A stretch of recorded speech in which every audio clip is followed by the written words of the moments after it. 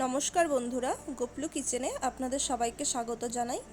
আজকে আমি বানাবো ডিনারে রুটি বা পরোটার সাথে খাওয়ার জন্য পনিরের একটি নিরামিষ রেসিপি। দারুণ টেস্টি এই রেসিপিটা। দেখে নিন বন্ধুরা আমি কিভাবে এই রেসিপিটা বানিয়েছি।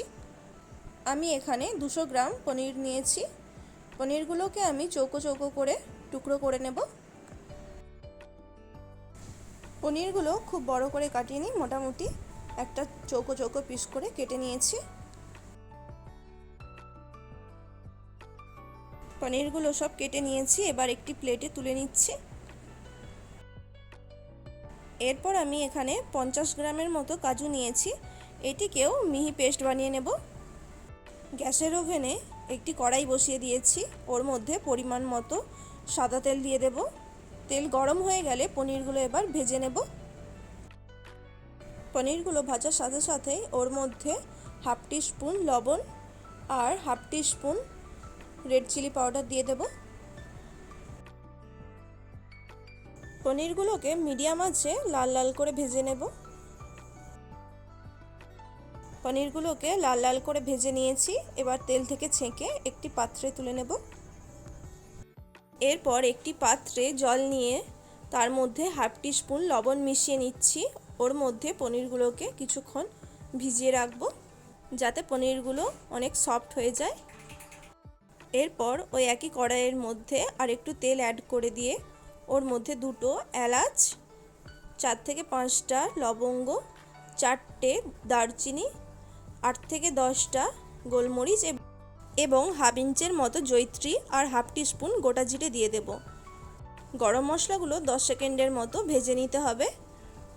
মশলাগুলো থেকে সুন্দর একটা গন্ধ বেরোলে ওর মধ্যে এবার একটা মিডিয়াম সাইজের টুকরো করে কেটে রাখা টমেটো দিয়ে দেব।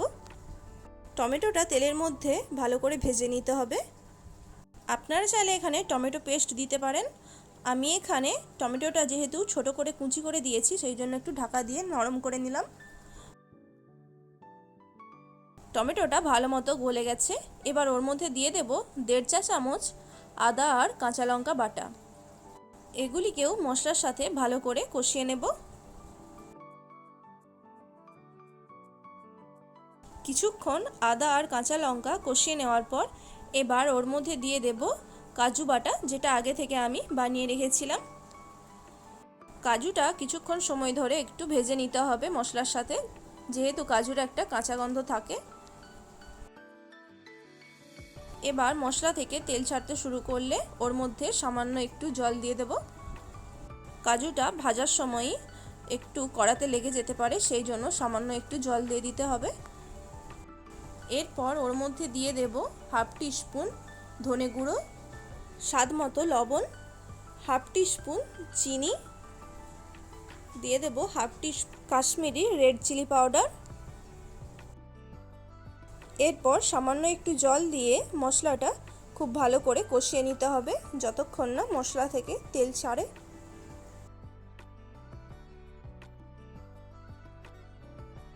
কিছুক্ষণ মশলাটা কষিয়ে নেওয়ার পর দেখুন মশলা থেকে তেল ছেড়ে দিয়েছে। এবারে ওর মধ্যে দিয়ে দেব টক দই। এখানে আমি 50 গ্রামের মতো টক দই দিয়েছি। টক দইটা খুব ভালো করে ফেটিয়ে নিয়েছিলাম, আর টক দইটা দেওয়ার সময় গ্যাসের ফ্লেমটা কমিয়ে রাখতে হবে, না হলে টক দইটা কেটে যেতে পারে। টক দইটা দিয়ে ভালো করে মশলার সাথে মিশিয়ে নিতে হবে। এরপর পুনরায় যখন মশলা থেকে তেল ছেড়ে দেবে ওর মধ্যে দিয়ে দেব একটা টুকরো করে কেটে রাখা ক্যাপসিকাম। ক্যাপসিকামটা এখানে অপশনাল, আপনারা চাইলে নাও দিতে পারেন, তবে ক্যাপসিকামটা দিলে পনিরের এই রেসিপিটার টেস্ট খুবই সুন্দর আসবে। ক্যাপসিকামটা যেহেতু কাঁচা আছে, সেই জন্য মশলার সাথে ভালো করে কষিয়ে নেব আর ঢাকা দিয়ে একটু সেদ্ধও করে নেব। ঢাকা খুলে নিয়েছি, ক্যাপসিকামটা প্রায় সেদ্ধ হয়ে গেছে। এবার কিছুক্ষণ একটু নাড়াচাড়া করে নিচ্ছি। এরপর ওর মধ্যে ভেজে রাখা পনিরগুলো দিয়ে দেব। পনিরগুলো ভিজিয়ে রাখার পর ভালোই সফট হয়ে গেছে। পনিরগুলো দিয়ে মশলার সাথে একটু নাড়াচাড়া করে নিচ্ছি।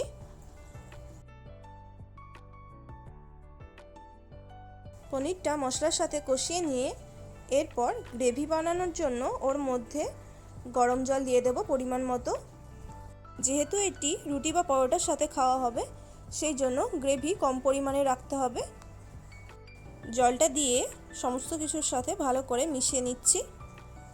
এবার লবণের পরিমাণটা ঠিকঠাক আছে নাকি চেক করে নিতে হবে। আর গ্যাসের ফ্লেমটা লো টু মিডিয়ামে রেখে ঢাকা দিয়ে পনিরটা পুরোপুরি রান্না করে নিতে হবে।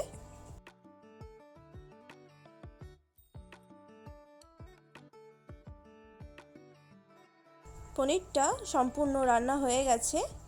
এবার সবশেষে ওর মধ্যে 1 চামচ ঘি দিয়ে দেব, যেটা সম্পূর্ণই অপশনাল, তবে ঘি দিলে এই রেসিপির টেস্ট এবং ফ্লেভার দুটোই খুব ভালো আসে। ঘিটা সমস্ত কিছুর সাথে ভালো করে মিশিয়ে দিচ্ছি।